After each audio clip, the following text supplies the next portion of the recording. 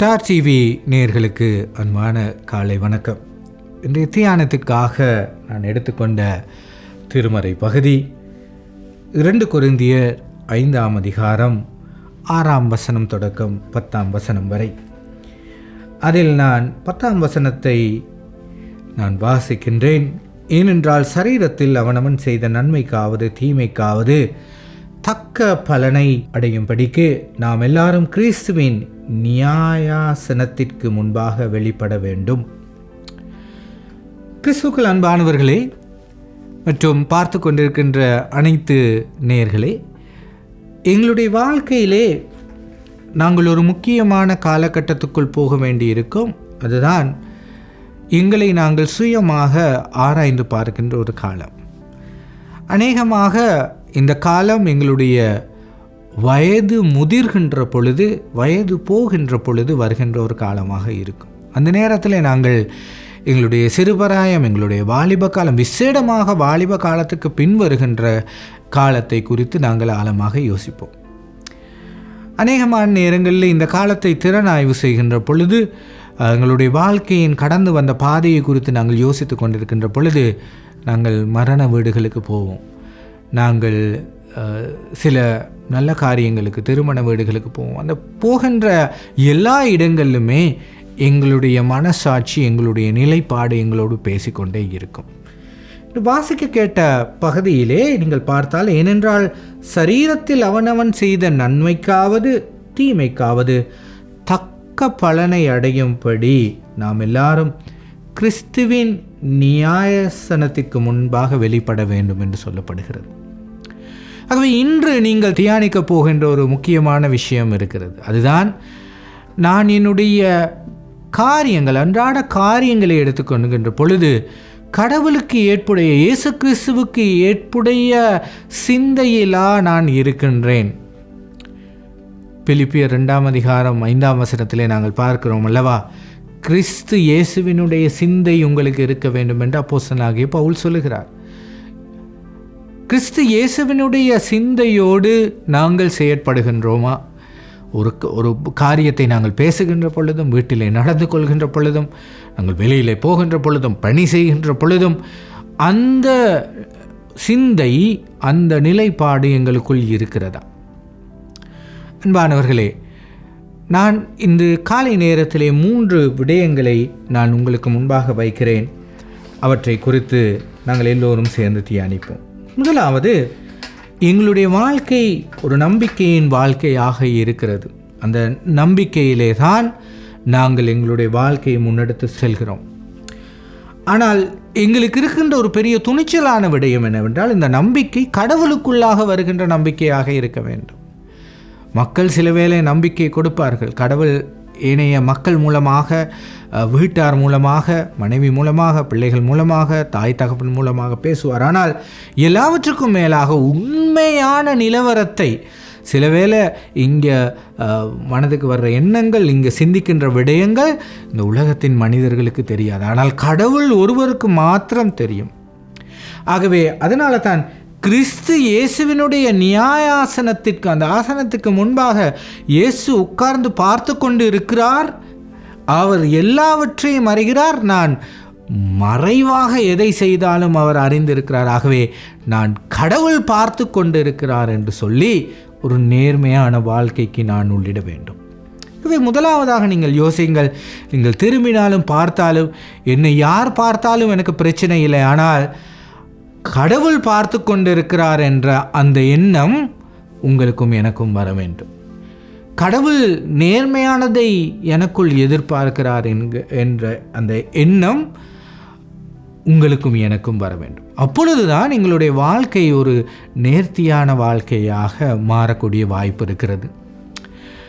நாங்கள் சில நேரங்களில் மறந்து விடுவோம் அல்லவா, கடவுள் என்னோடு இருக்கிறாரா, என்னோடு பயணிக்கிறாரா அப்படின்ற விஷயத்தை மறந்துடுவோம். இன்னொரு கட்டத்தில் நாங்கள் அந்த முதிர் வயது அடைந்து கடவுள் ஏன் தான் இந்த சோதனைகளை தருகிறாரோ, ஏன் இந்த காரியத்தை செய்கிறாரோ என்று யோசிப்போம். நான் ஏற்கனவே சொன்னது போல, மிகவும் வயது போகின்ற பொழுது நான் ஏன் தான் அந்த காரியத்தை செய்தேன், நான் வாலிப நாட்களிலே இன்னும் கொஞ்சம் பாடுபட்டு உழைத்திருக்கலாமே, நான் 50 வயசாகி எனக்கு இப்போ வெளிநாட்டுக்கு ஓட முடியுமா, எனக்கு இப்படி சம்பாதிக்க முடியுமா, அங்கங்கே ஓடி ஆகவே நாங்கள் அல்லல் படுகின்ற ஒரு வேதனைக்குட்படுகின்ற ஒரு காலம் வரும். ஆனால் இன்று நீங்கள் யோசிக்க வேண்டும், எனக்கு என்னுடைய காலம் இல்லை, இந்த நேரத்திலே நான் கடவுளுக்கு என்னுடைய வாழ்க்கையை ஒப்பு கொடுத்தால் கடவுளுக்கு ஏற்புடைய காரியங்களை எனக்கு செய்யக்கூடியதாக இருக்குமா? கடவுள் என்னை பார்த்து கொண்டு இருக்கிறார் என்று சொல்லி என்னுடைய வாழ்க்கையை அர்ப்பணிப்பேனா? இரண்டாவதாக, நாங்கள் பரிசுத்த வேதாகமத்திலே பார்க்கிறோம், இயேசு சொல்லுகிறார், நானே உயிர்த்தெழுதலும் ஜீவனுமாய் இருக்கிறேன் என்று சொல்லி. இயேசு அவ்வாறு சொல்வதற்கு ஒரு காரணம் இருந்தது. நாங்கள் இயேசுவுக்குள்ளாக எங்களுடைய வாழ்க்கையை கடவுளுக்குள்ளாக அர்ப்பணிக்கின்ற பொழுது நாங்கள் அந்த நித்திய வாழ்வுக்குள், அந்த உயிர்த்தெழுந்த மனமாற்றம் அடைந்த உண்மையான வாழ்வுக்குள் நாங்கள் உள்ளிடுவோம், நாங்கள் அதுக்குள் போய்விடுவோம். அவ்வாறு போகின்ற பொழுது எங்களுக்கு உணர்ந்து பார்க்க முடியும், கடவுளே, நான் உமக்குள்ளாக அல்லவா வாழ்கின்றேன், உம்முடைய உயிர்ப்புக்குள்ளான வாழ்வை அல்லவா நான் வாழ்கின்றேன், நான் அந்த ஜீவனை பெற்றுக்கொண்டிருக்கிறேனே என்ற ஒரு சிந்தனை எங்களுக்கு வரும். ஆகவே இந்த இரண்டு விடயங்களையும் நீங்கள் ஞாபகம் வைத்துக்கொண்டு இந்த தியானத்தை நீங்கள் செய்கின்ற பொழுது நீங்கள் உணர்வீர்கள், கடவுளோடு பயணிக்கின்ற மனிதனாகவும் கடவுளுக்குள்ளாக உயிர் பெற்ற கடவுளுடைய ஜீவனை பெற்றுக்கொள்கின்ற ஒரு மனிதனாகவும் வாழ்வதற்கு கடவுள் ஒரு சிறப்பான தருணத்தை எனக்கு கொடுத்திருக்கிறார் என்று சொல்லி. ஆகவே இனி வரும் காலங்கள், நேரங்கள் அனைத்தையும் கடவுளுக்குள்ளாக ஒப்பு கொடுக்கின்றவர்களாக நீங்கள் மாற வேண்டும். இன்னும் நாங்கள் தவக்காலத்துக்குள் இருக்கின்றோம், நாங்கள் பாடுகளின் காலத்தை சிந்திக்கின்றோம். ஆகவே இயேசு இந்த காலத்திலே எங்களை அழைக்கிறார் 3 முக்கியமான விடயங்களுக்கென்று நாங்கள் தொடர்ந்தும் ஞாபகப்படுத்தி கொள்ள வேண்டும். அதில் ஒரு முக்கியமான காரியம் மற்றவர்களுக்காக நன்மை செய்கின்ற ஒரு விடயம். நாங்கள் பிரார்த்தனையிலே, ஜெபத்திலே இருப்போம், உபவாசமாக இருப்போம், மற்றவர்களுக்காக நன்மை செய்கிற காரியங்கள் இருப்போம்.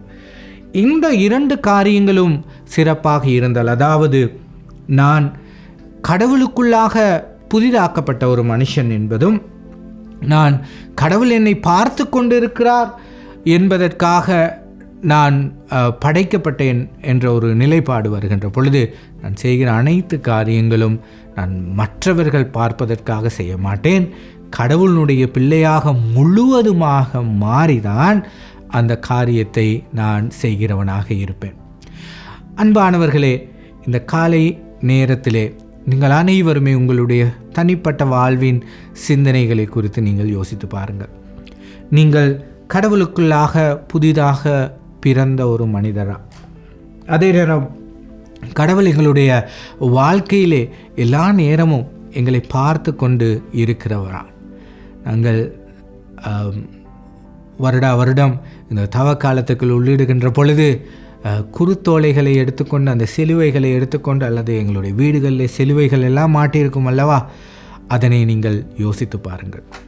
அந்த சிலுவைகள் அனைத்தும் எங்களை பார்த்து கொண்டு இருக்கிறது. நான் தொடர்ந்தும் இந்த தவ காலத்தில் யோசிக்க வேண்டியது, நான் மீண்டும் மீண்டும் மீண்டும் என்னுடைய ஆண்டவராக இயேசுவை சிலுவையில் அறைகிறேனா?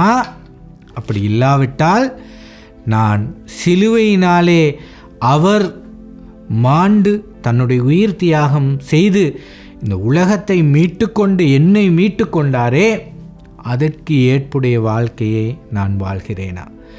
அந்த ஏற்புடைய வாழ்வை வாழ்கின்றதை எங்களுடைய அனைத்து சிலுவைகளும், வீட்டில் இருக்கின்ற சிலுவைகளும், கையில் இருக்கிற அதே நேரம் சில வேளைகளில் நீங்கள் கழுத்திலே வைத்திருப்பீர்கள், அந்த சிலுவைகள் எல்லாம் எங்களுக்கு அவற்றை ஞாபகப்படுத்த வேண்டும்.